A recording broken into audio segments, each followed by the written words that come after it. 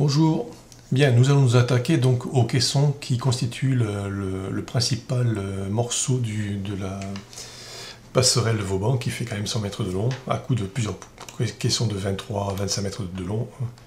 Ça fait quand même des jolis morceaux. Bien, j'ai une contrainte sur ce chantier. Le client veut absolument que la passerelle ne fasse pas plus de 650 mm d'épaisseur. Et les poteaux de garde-corps se retrouvent à 4 mètres de distance. Ça fait 3,89 m de platelage, qui fait lui-même 40 mm d'épaisseur. Donc, nous allons partir depuis une feuille de dessin toute neuve, et pour ça on fait fichier nouveau. On accepte le standard ISO, et je vais avoir besoin de quelques outils de base. Donc d'abord des types de lignes. Mon dessin est vide. Je n'ai, voyez, que celui de ligne, autrement dit de la ligne continue. Je demande autre. Je vais charger. Je vais charger du centre de la ligne pour faire des axes et de la ligne pour faire des lignes cachées. Et ça me suffit pour l'instant, j'ai pas besoin de plus. Je fais OK. Au niveau des calques, j'ai pas grand chose. Je vais en créer au minimum 2. Je vais faire nouveau, je l'appelle 0 pour que si les calques se multiplient, celui-là reste toujours en haut. Et je l'appelle caché. Dedans, j'y mettrai toutes les lignes que je ne veux pas voir en première ligne, c'est le cas de dire, mais qui sont censées être derrière quelque chose. Je vais leur donner comme couleur du gris. C'est moins présent que le noir, donc dans notre dessin, le gris paraîtra comme s'il était derrière. Vous voyez, il y aura un effet de devant derrière, tout simplement par le biais des couleurs. En type de ligne, je lui affecte le dash, le caché. Je fais un nouveau calque, je l'appelle 0, toujours pour que l'ordre alphabétique ne prime pas, et je l'appelle axe. Par habitude, je vais lui donner une couleur qui est plutôt le rouge, et en termes de type de ligne, je vais dire center. Et je fais OK, ça devrait bien m'aller comme ça. Ah si, je sais que je vais avoir besoin d'un autre calque. En préparant votre vidéo, je me suis aperçu que ce serait bien d'en faire un autre. Nouveau, et on va l'appeler 1, pour qu'il soit en bas, parce que c'est pas ce que j'aurais besoin de plus. Et on va l'appeler verrouillé.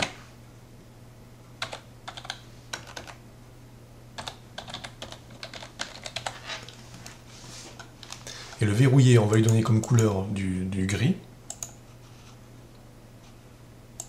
La 8. Et en type de ligne, du dash. Voilà, du caché. Et je fais OK. Et le calque en question, il sera justement verrouillé. Voilà, j'ai fini. Ma petite préparation.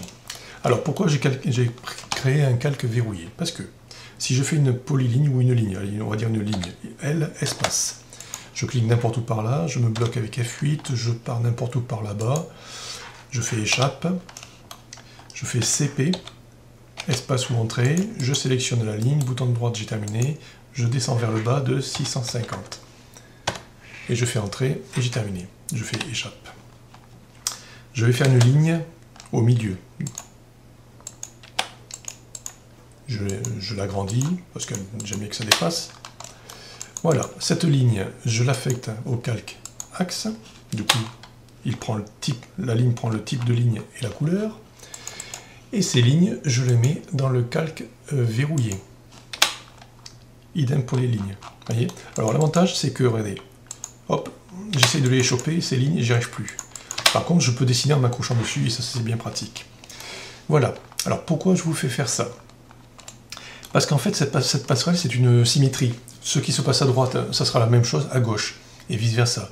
Donc, tant que l'on peut, eh bien, ne dessinez qu'une moitié, puisque l'autre, il suffira de la dupliquer. Alors, comment?